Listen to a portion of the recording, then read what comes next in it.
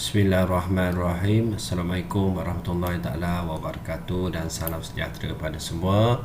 Sekali lagi bersama dengan saya Cikgu Abdullah di channel Matematik SSM tingkatan 5. So hari ini cikgu nak sambung soalan yang cikgu ambil daripada buku teks lah. Soalan kemahiran berfikir aras tinggi ni, ada gambar otak ni. Okey. Soalan bab cukai lah. Okey, pendapatan tahunan Puan Aida. So dekat sini dah ada main point dia dah, pendapatan tahunan Okey, Puan Aida ialah 84,400. Okey, biasanya kalau dia bagi pendapatan tahunan, dia nak pendapatan bercukai. Cuba sikit, dia nak pendapatan bercukai.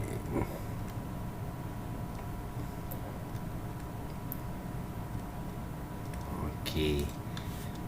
Pendapatan tahunan Puan Aida ialah 84,400 pada tahun 2020. Okey, dia menuntut pelepasan cukai. So sekarang ni dia nak minta pelepasan cukai. Okey, bagi individu 9,000. Okey, insurans hayat dan KWSP sebanyak 7,000. Gaya hidup sebanyak 1,200. Insurans perubatan sebanyak 2,800.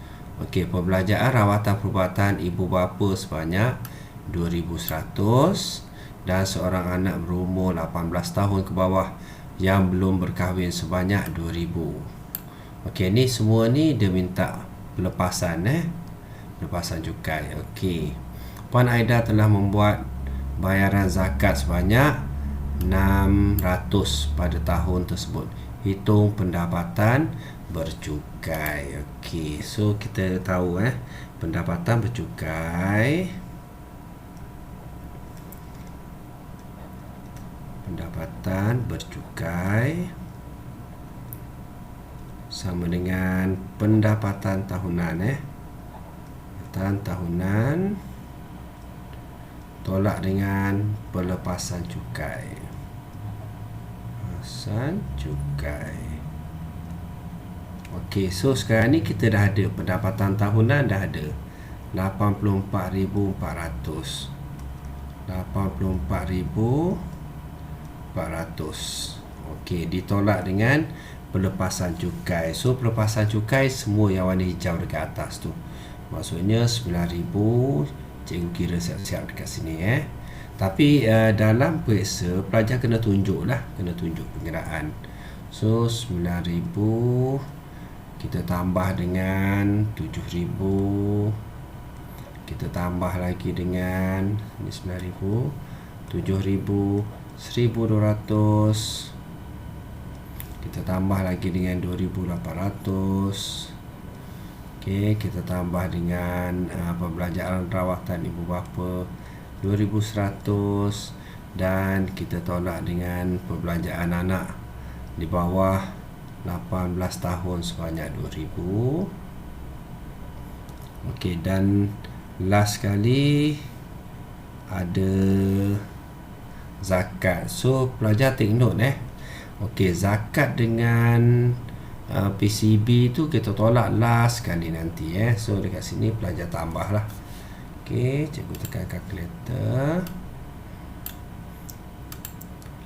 So 9,000. Okey, tambah dengan 7,000, tambah dengan 1,200, banyaknya kosong, 1,200. Okey, tambah dengan 2,800. Okey, tambah dengan 2,100, tambah dengan 2,000. Okey, betul dah ni.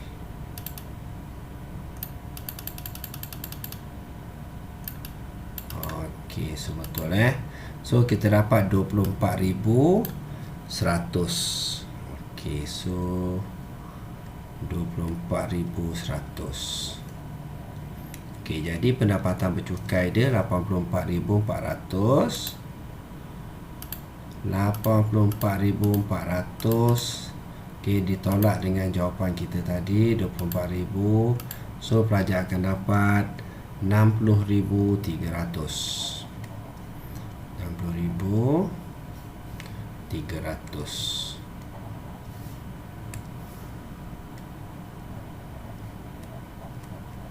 Okey, so settle untuk soalan yang pertama, pendapatan bercukai, pendapatan tahunan tolak dengan pelepasan cukai. Okey, kita pergi kepada soalan B. Okey, hitung cukai pendapatan yang perlu dibayar oleh Puan Aida. Okey, sebut sahaja cukai pendapatan. Okey, pelajar mesti rujuk jadual, rujuk jadual. So sekarang ni pendapatan bercukai. Lepas kita dapat pendapatan bercukai, kita rujuk jadual untuk kira cukai pendapatan yang perlu dibayar oleh Puan Aida. So pendapatan dia 60,000. So kita tengok jadual. So 60,000 dia duduk dekat sini, ni kategori dia. Okey, maksudnya 50,000 yang pertama tu dia kena bayar 1,800. Okey, so cikgu kira dekat bawah. Okey, untuk 50,000 yang pertama 3, so dia kena bayar RM 1,800. Okey, so cukai ke atas bakinya. So kita ada ni 50,000 pertama, Okey, cukai atas baki berikutnya. Cukai atas baki berikutnya.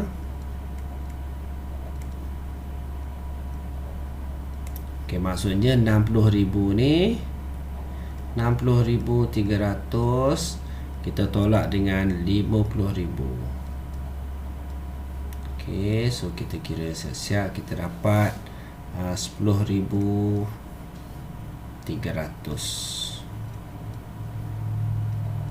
Okey, bila kita dah dapat 10,300, okey, kita rujuk jadual lagi sekali, Okey, rujuk jadual lagi sekali. Untuk 20,000 berikutnya kita dah kena darab dengan 14%. Dekat sini ada persen, Okey, so kita kira terus. 10,300. Okey, 10,300 kita darabkan dengan 14% tadi. Okey, so pelajar akan dapat